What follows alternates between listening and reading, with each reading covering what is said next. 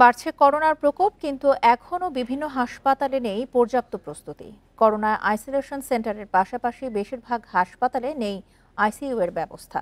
রয়েছে জনবল সংকটও। তবে হাসপাতাল কর্তৃপক্ষের দাবি দ্রুতই সব প্রস্তুতি শেষ হবে।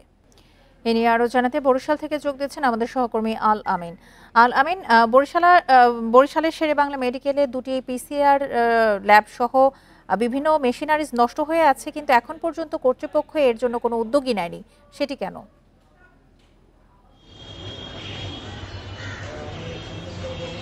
জি দেখুন, 2020 সালে কিন্তু প্রথম করোনা শনাক্ত হয়। এরপরে কিন্তু আসলে বরিশাল শেরেবাংলা মেডিকেল কলেজ হাসপাতাল এবং বরিশাল জেনারেল হাসপাতাল, যেটাকে সদর হাসপাতাল বলা হয়, সেখানে কিন্তু আসলে রোগীদের চিকিৎসা সেবার ব্যবস্থা করা হয়। এবং বরিশাল শেরেবাংলা মেডিকেল কলেজ হাসপাতালে যেসব যন্ত্রপাতিগুলো আনা হয়েছিল এবং সেই যন্ত্রপাতিগুলো কিন্তু দীর্ঘদিন যাবৎ কিন্তু অচল হয়ে পড়েছিল এবং সেটি কিন্তু ব্যবহার না করার কারণে কিন্তু সেই যন্ত্রপাতিগুলো নষ্ট হয়ে যায় এবং সেগুলোকে যাতে রিপেয়ারিং করা যায় সেই বিষয়টি কিন্তু এখন কিন্তু আসলে কর্তৃপক্ষ সেই বিষয়টিতে ব্যবস্থা নিতে যাচ্ছে না। অর্থাৎ এই যে গ্যাপটি ছিল 2020 সালের পর থেকে 2025 সাল পর্যন্ত যে গ্যাপটি, সেই গ্যাপের মধ্যে কিন্তু এই মেশিনগুলো আর চালানো হয়নি এবং রক্ষণাবেক্ষণ করা হয়নি, যার ফলে কিন্তু এই সমস্যার সৃষ্টি হয়েছে।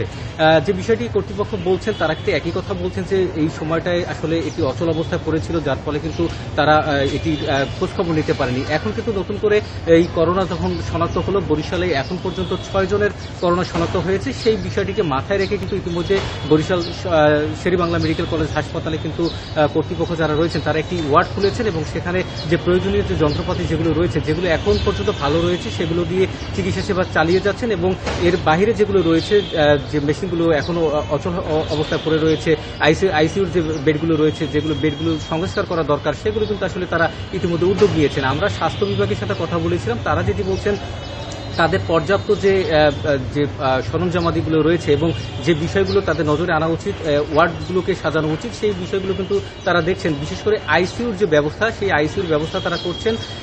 তিনি যেটি জানিয়েছেন যে বরিশালে এখন পর্যন্ত করোনা রোগী যে শনাক্ত হয়েছে, সেই করোনা রোগীর মধ্যে যারা তারা কিন্তু এখনও বরিশাল শেরেবাংলা মেডিকেল কলেজ হাসপাতাল কিংবা বরিশাল জেনারেল হাসপাতালে ভর্তি হননি। তারা কিন্তু নিজ নিজ বাসায় কিন্তু তাদের অবস্থান নিয়েছেন এবং তারা কিন্তু আসলে সুস্থ রয়েছেন, এমনটাই আমাদের জানানো হয়েছে। এবং আরেকটি বিষয় হচ্ছে যে আমরা দেখেছি যে কিটসের একটি সমস্যা রয়েছে, যে এখন পর্যন্ত কোথাও কিটস পৌঁছায়নি। সেই বিষয়টি কিন্তু আমরা বিকেলে কথা বলেছিলাম স্বাস্থ্য অধিদপ্তরের সাথে, তখন তারা বলেছে যে কেন্দ্রীয়ভাবে কিটস কিন্তু আনা হয়েছে এবং যে হাসপাতালগুলো রয়েছে সেই হাসপাতাল কর্তৃপক্ষ তাদের কিটসগুলো বুঝে নেবেন, সেটি কিন্তু আসলে বলা হয়েছে। এবং পরীক্ষা নিরীক্ষার বিষয় কিন্তু আমরা যেখানে রয়েছি বরিশাল জেনারেল হাসপাতালে, সেখানে কিন্তু আজকেও একজন রোগীর করোনা শনাক্ত হয়েছে এবং সেটি কিন্তু এখান থেকে আমাদেরকে জানানো হয়েছে যে আসলে একজন রোগীর করোনা শনাক্ত হয়েছে।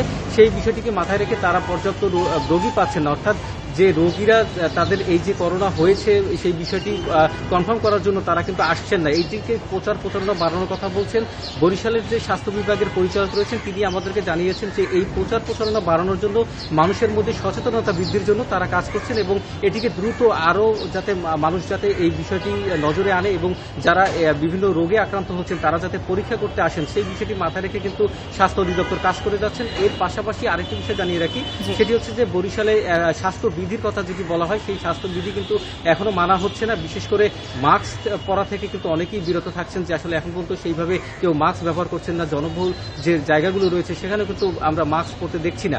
সেই বিষয়টি মাথায় রেখে কিন্তু স্বাস্থ্য বিভাগ কাজ করছেন। তারা বলছেন সচেতনতা বৃদ্ধি করবেন এবং সেটি করতে পারলেই আসলে এই করোনা প্রতিরোধ করা সম্ভব হবে এবং যাবতীয় যে চিকিৎসার ব্যবস্থা সেটি কিন্তু তারা করে যাচ্ছেন। এবং শেরেবাংলা মেডিকেল কলেজ হাসপাতাল থেকেও আমাদের বলা হয়েছে যে তারা কিন্তু তাদের প্রস্তুতি নিয়ে রেখেছেন এবং যে সরঞ্জাম।